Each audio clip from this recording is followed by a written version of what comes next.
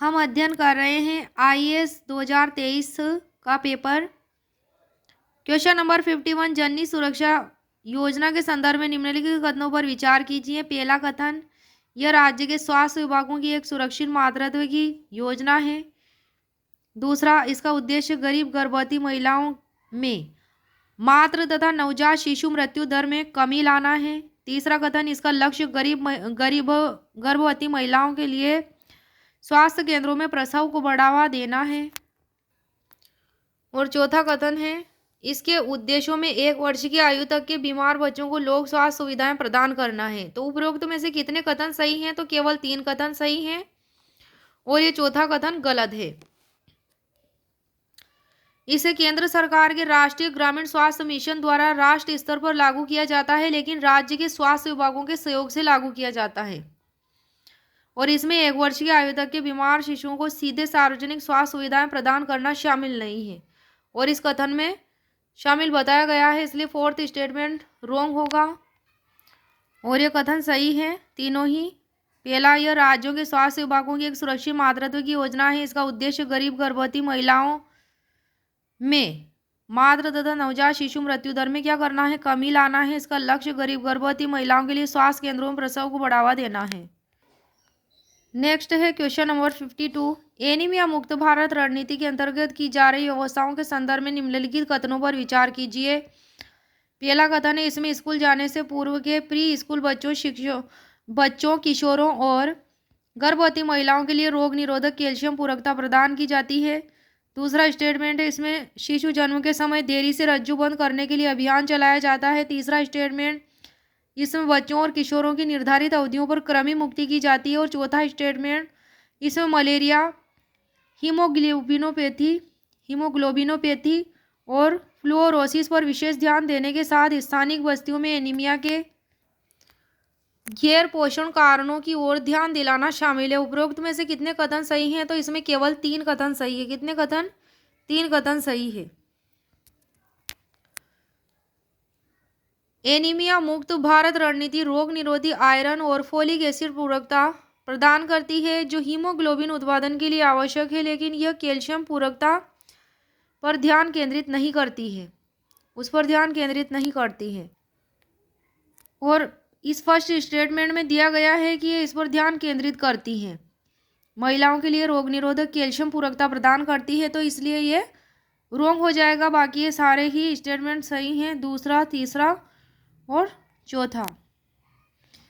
जिसमें शिशु जन्म के समय देरी से रज्जु बंद करने के लिए अभियान चलाया जाता है, तो एनीमिया मुक्त भारत रणनीति के अंतर्गत आएगा। तीसरा स्टेटमेंट, इसमें बच्चों और किशोरों की निर्धारित अवधियों पर क्रमिक मुक्ति की जाती है, ये भी सही है। और इसमें मलेरिया, हीमोग्लोबिनोपैथी और फ्लूरोसिस पर विशेष ध्यान देने के लिए स्थानिक बस्तियों में एनीमिया के गैर पोषण कारणों की ओर ध्यान दिलाना शामिल है। क्वेश्चन नंबर है 53, निम्नलिखित कथनों पर विचार कीजिए। पहला कथन, ऑटोमोबाइल और एयरक्राफ्ट में प्रयुक्त होने वाले अवयवों के विनिर्माण में कार्बन तंतु का इस्तेमाल होता है। बिल्कुल होता है, इसलिए फर्स्ट स्टेटमेंट राइट है। सेकंड स्टेटमेंट, कार्बन तंतु एक बार प्रयुक्त होने पर पुनर्चक्रित नहीं किए जा सकते, गलत है, क्योंकि कार्बन तंतु का पुनर्चक्रण संभव है इसलिए। क्वेश्चन नंबर 54, निम्नलिखित क्रियाओं पर विचार कीजिए। पहला कथन है, कार क्रैश का जिससे एयर बैग लगभग तुरंत फैल जाते हैं, पता लगाना।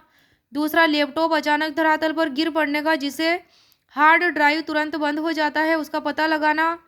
तीसरा, स्मार्टफोन के झुकाव का जिससे पोर्ट्रेट और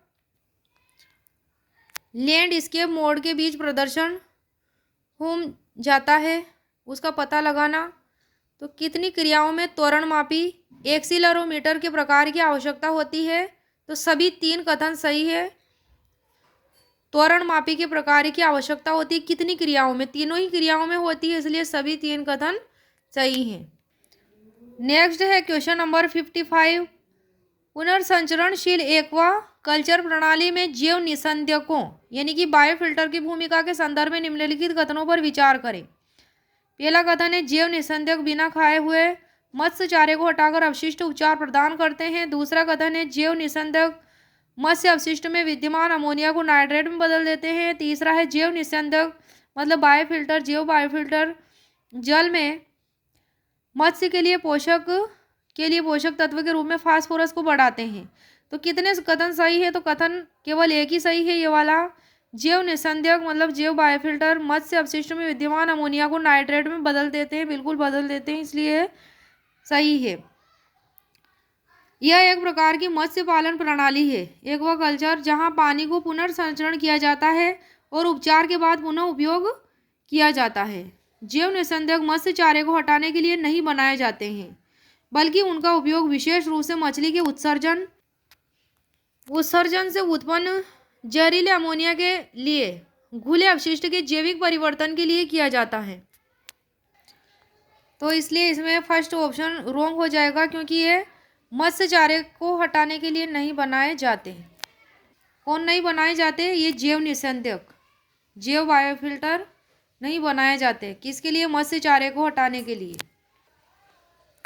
जैव निस्यंदक आमतौर पर पानी में फास्फोरस के स्तर को नहीं बढ़ाते हैं। फास्फोरस की अधिकता से शैवाल प्रस्फुटन हो सकता है और आमतौर पर कुछ ऐसा है कि जिससे जलीय कृषि प्रणाली प्रबंधित करने और कम करने का प्रयास करता है। ये तीसरा जो स्टेटमेंट है रॉन्ग इसलिए होगा कि यहाँ क्या बात कही गई है कि ये जो है निस्यंदक ये जल में मत्स्य के लिए पोषक तत्व के रूप में फास्फोरस को बढ़ाते हैं, जबकि वे ऐसा कुछ नहीं करते हैं, फास्फोरस के स्तर को नहीं बढ़ाते हैं।